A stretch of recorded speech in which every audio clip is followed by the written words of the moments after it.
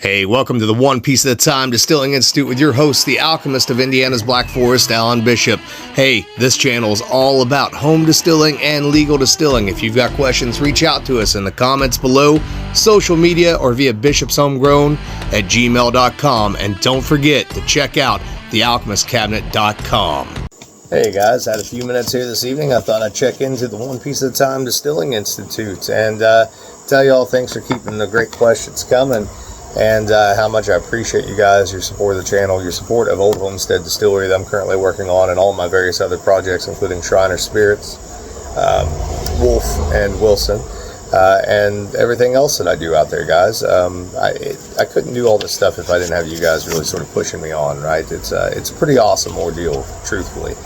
And as always, check out thealchemistcabinet.com. You can buy my books there. Hey, the new Distiller's Almanac is on its way. I'm pretty well into the writing of that, working on some of the astrology stuff now and some of the special features that'll go into that, and hoping to have it out maybe in October or so. For those of you that are still waiting on some books, we're still waiting on those to come in. For some reason, Amazon has gotten really slow about shipping books out.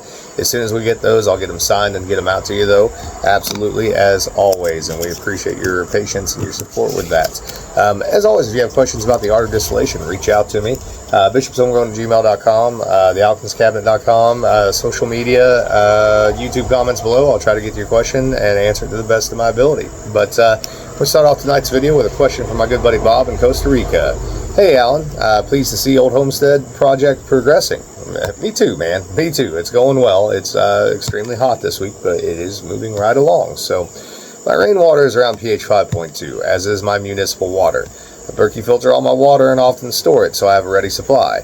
I've been thinking about putting some crushed limestone or crushed oyster shell in my Berkey, probably the bottom of the unit, to raise the pH a bit and maybe to add some favorable mineral elements. I'm also thinking about the option of adding a little limestone or oyster shell to my water storage vessels for the same reason. What do you think about this process? Would you have a preference for oyster shell or limestone? Best as always, Bob. Bob, excellent questions. Truthfully, if your pH is 5.2 on your water that's stored, I wouldn't worry about adjusting it. I mean, that's ideal for fermentation. Now, if you're getting fermentation lags or you think maybe you're missing out on some potential positive minerality in your fermentation, what I would do is I would add the limestone to the actual fermentation itself to adjust the pH, maybe up to 5.5 or somewhere around there. I wouldn't go much above that. Unless you just want to. You can go 6.5. That's up there pretty high, but you could certainly do that.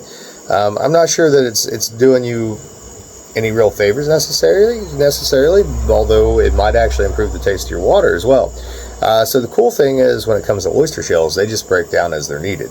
It takes them a longer time to break down, and as opposed to limestone, which is immediate. But the cool thing is you're not going to go too far with oyster shell.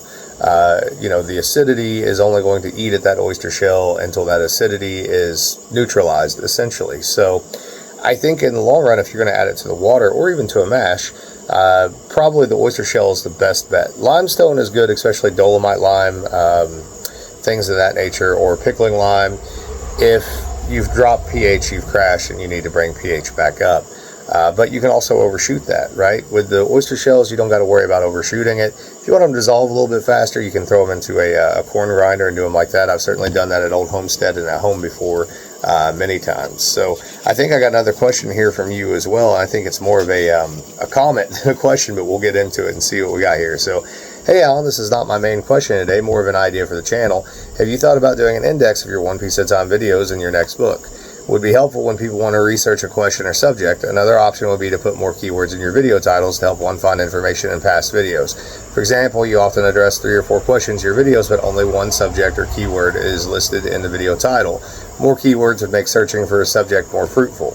My question is about tannins released during fermentation. Can those tannins pass through during distillation? If they do pass through, are they usually more concentrated in one particular part of the cuts? Best as always, Bob.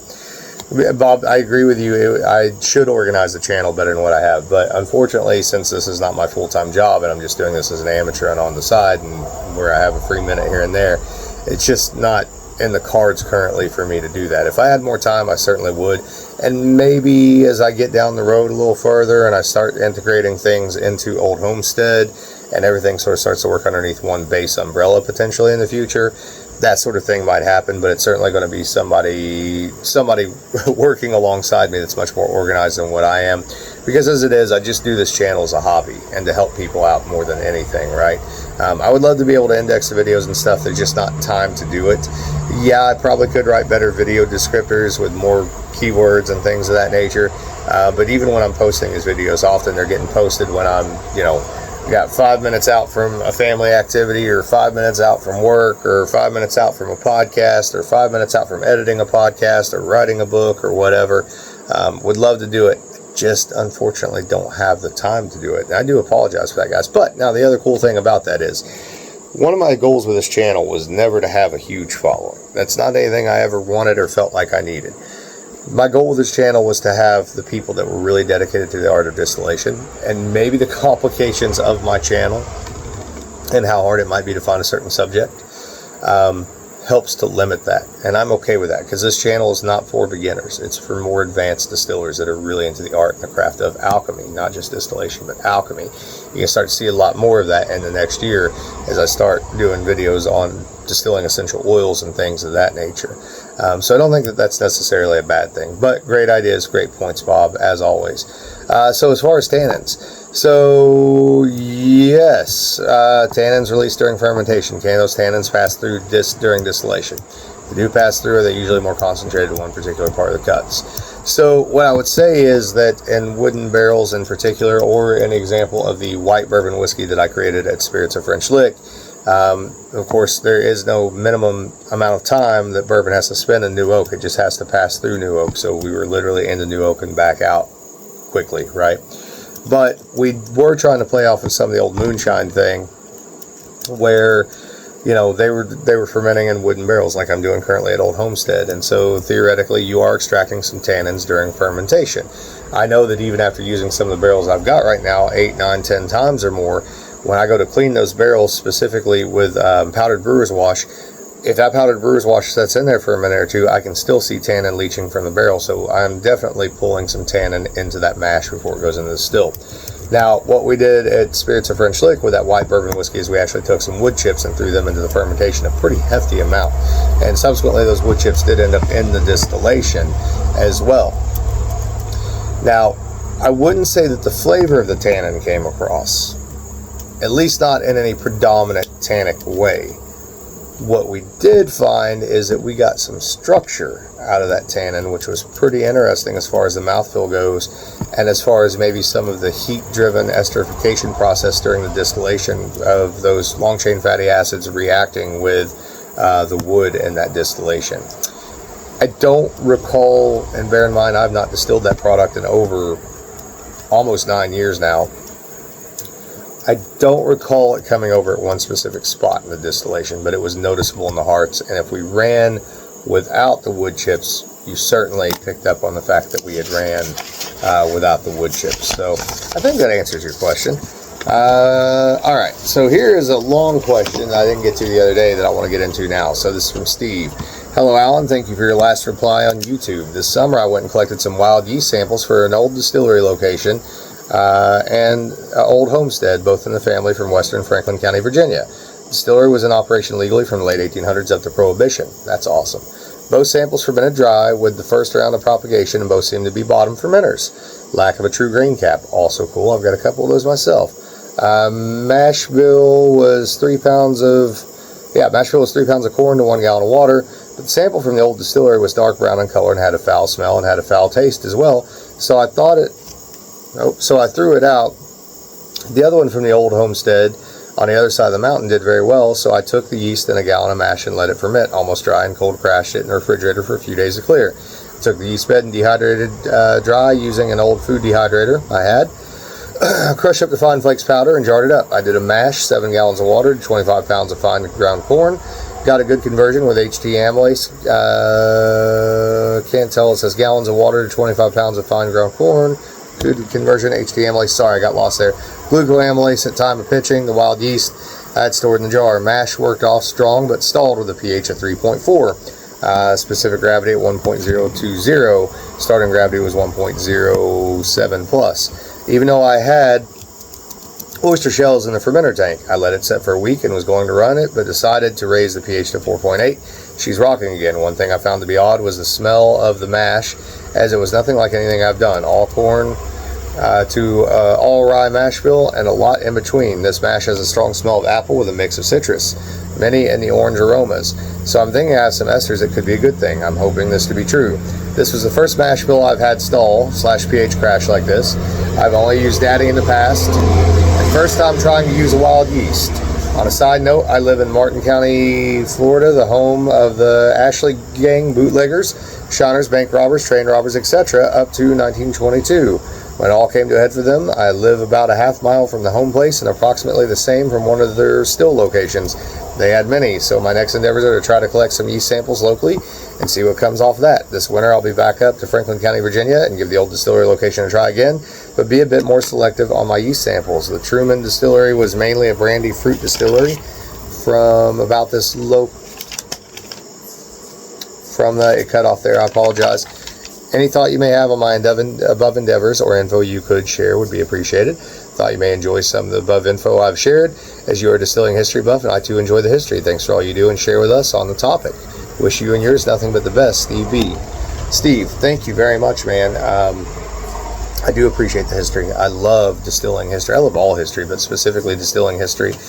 So thoughts on the above. Definitely give that distillery a try again. Now, them being primarily a fruit distillery, they may have only been using the yeast that was actually arriving on the fruit. That is a pretty common thing back in the day, not to have a cultured yeast in a fruit distillery, but instead to actually just use whatever yeast is arriving into the location. Now, even that being said, whatever that strongest strain was should still be available within the environment. So I don't know what caused your oxidization issue there with the mash turning brown, turning bad, etc.